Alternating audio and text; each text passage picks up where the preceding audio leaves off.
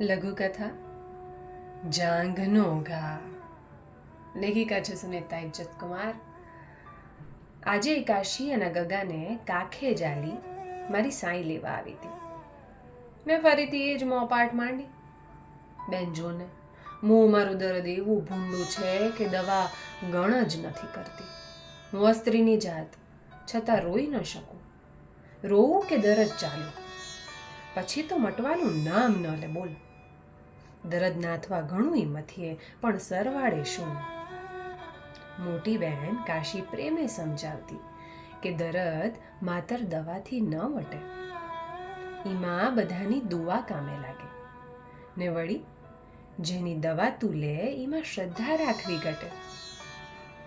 મને સાજી કરવાના એકેય નુસ્ખા કારગત ન નીવડે ત્યારે તમારા ભાઈ તો નિરાશા ઉઠી બેસી પડે. જાણે કૂવાના મોઢા સુધી ખેંચી કાઢેલી ડોલ ધબ્બદેતી તળિયે જઈને બેસી ન ગઈ હોય. હું ખાટલે પડું એટલે તકી કાલી ગેલી ભાષામાં મને પૂછ્યા કરે, માઈ તને ચાલુ છે ને? બાપુ મારા છોકરાને તકી કહેતા. તકી એટલે તલકચંદ વાણિયો. મારી માટે બાપ દીકરાને આમ ઓછા થતા ભાડીને હું મન હરખાતી ને દરદ તો સાવ ભૂલી જતી.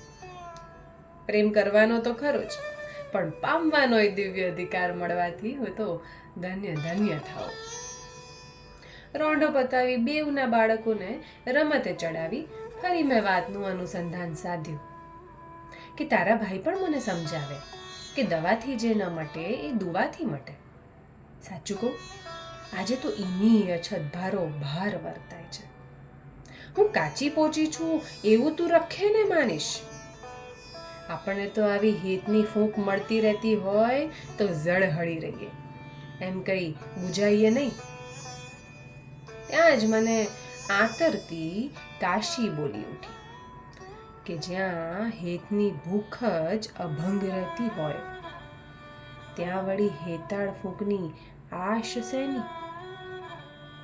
કાશીના મોઢેથી અચાનક આવું સાંભળતા જ મારો તો હંસલો જ ઉડી ગયો. ત્યાં જ કાશીનો દીકરો દોડતો એના ખભે ચડી ચાગલાઈ કરવા લાગ્યો. કાશી દીકરા હારે એવી તો ગેલમાં આવી ગઈ કે ચમક ભરી આંખે ઊભી થતી મને કહેતી ગઈ, બેન મારા ગગાની આગળ તો સંધીએ ભૂખ ને ફૂંક પાણી ભરે પાણી.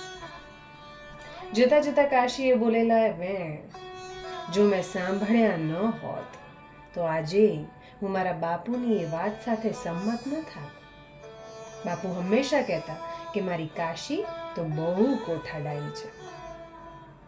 હે, એક વાત પૂછું તમને, આ કોઠા સૂઝ એ કઈ ઈશ્વરે આપેલી દેન કહેવાય